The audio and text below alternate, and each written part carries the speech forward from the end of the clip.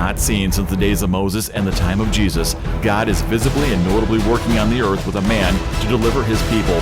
The greatest move of God the world has ever known is upon us now. God is visiting his people face to face. I'm going to say this. God is visiting America face to face. We're so glad you hang with us through the show, but this story for sure, a Texas teenager sharing a deeply personal story tonight of dying, seeing Jesus, and then coming back to life. And he is describing what he saw and heard during those minutes without oxygen. CBS 11's Ken Molestina with an exclusive tonight. Zach Clements is a strong teenager. He's a high school football player at Victory Life Academy in Brownwood, Texas, and obviously he's got a sense of humor.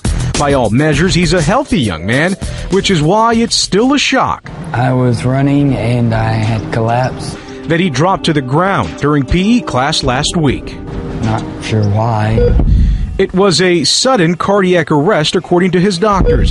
His mother was immediately called and even beat the ambulance to the emergency room. When they opened the ambulance door, he was blue, and they were on top of him doing chest compressions. Technically and medically, he was dead. And they said that I was without a heartbeat for 20 minutes. And just as hospital staff were ready to make it official, they got a pulse. He was airlifted to Cook Children's Hospital in Fort Worth and woke up days later. His recovery has been incredible, but even more mind-blowing is the story he tells of what he saw during the time many believed he had died. I saw a man that had longish kind of ruffled hair with a kind of thick beard, and it didn't take me long to realize that that was Jesus.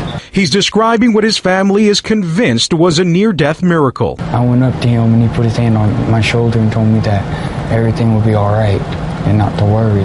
I was just calm and just at peace. The cynics out there will say, you've seen too many movies. And for him to wake up and tell us something that he experienced like that, it's just, I mean, you can't explain it.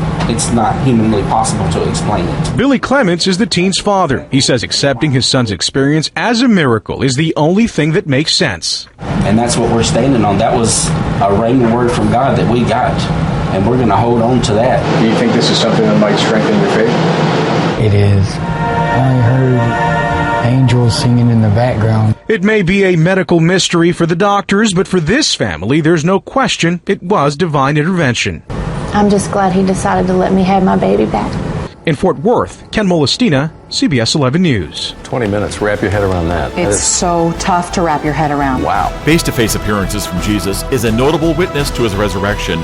It is proof that he is alive. For I have appeared unto thee for this purpose, to make thee a minister and witness both of these things which thou hast seen, and of those things in which I will appear unto thee. You too can meet the Lord face to face. He promises to come to you. Jesus says, I will not leave you comfortless. I will come to you. The greatest move of God the world has ever known is upon us now. The opportunity of a lifetime. Face to face.